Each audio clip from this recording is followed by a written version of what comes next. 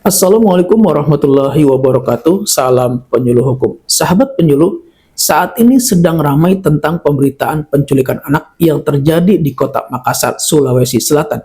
Dari informasi yang ada dikatakan bahwa salah satu pelaku telah ditangkap oleh tim gabungan Polrestabes Makassar dan Polres Sukoharjo pada hari Kamis 6 November 2025 sekitar pukul 2 waktu Indonesia di rumahnya di Desa Kepo. Dan pelaku yang ditangkap tersebut diduga menjadi bagian dari jaringan penculikan anak antar provinsi dan berperan sebagai perantara setelah korban diambil oleh pelaku utama. Banyak faktor penyebab terjadinya penculikan terhadap anak, diantaranya yaitu bisa karena faktor ekonomi, dendam, dan lingkungan sosial. Sahabat penyuluh, kita tentu tahu bahwa tindak pidana penculikan anak merupakan termasuk kejahatan terhadap kemerdekaan orang dan melanggar hak asasi manusia. Sahabat penyuluh, sanksi bagi pelaku tindak pidana penculikan anak secara khusus diatur di dalam Undang-Undang Nomor 35 Tahun 2014 tentang perubahan atas Undang-Undang Nomor 23 Tahun 2002 tentang perlindungan anak. Berdasarkan ketentuan undang-undang ini, setiap orang yang melakukan penculikan anak dapat dijerat dengan pasal 83 junto pasal 76F dengan sanksi pidana yaitu pidana penjara paling singkat 3 tahun dan paling lama 15 tahun dan denda paling sedikit 60 juta rupiah dan paling banyak 300 juta rupiah. Dalam pasal 76F dikatakan setiap orang dilarang menempatkan, membiarkan, melakukan, menyuruh melakukan, atau turut serta melakukan penculikan, penjualan, dan atau perdagangan anak. Kemudian selain pelaku penculikan anak dikenakan Undang-Undang tentang Perlindungan Anak, secara umum pelaku penculikan anak dapat dikenakan sanksi berdasarkan pasal 328 Kitab Undang-Undang Hukum Pidana yang saat ini masih berlaku.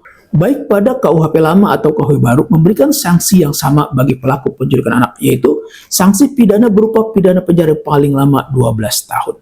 Adapun unsur-unsur dari tindak pidana penculikan anak terdiri dari unsur objektif dan unsur subjektif. Unsur objektif memuat barang siapa.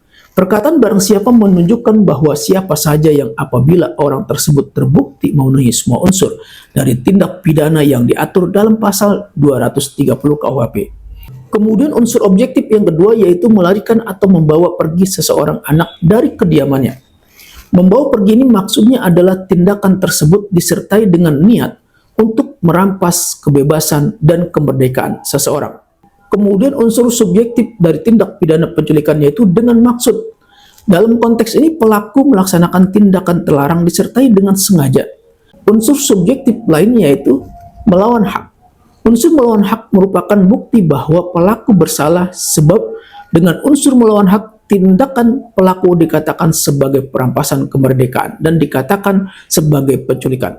Sahabat penyuluh, dikarenakan ada peraturan tersendiri atau aturan khusus tentang perlindungan anak, maka sanksi yang digunakan untuk menjerat pelaku penculikan anak yaitu sanksi berdasarkan pasal 83 junto pasal 76F Undang-Undang Nomor 35 Tahun 2014 tentang perubahan atas Undang-Undang Nomor 23 Tahun 2002 tentang perlindungan anak dengan sanksi berupa pidana penjara paling singkat 3 tahun dan paling lama 15 tahun dan denda paling sedikit 60 juta rupiah dan paling banyak 300 juta rupiah. Semoga bermanfaat. Wassalamualaikum warahmatullahi wabarakatuh. Salam penyuluh hukum.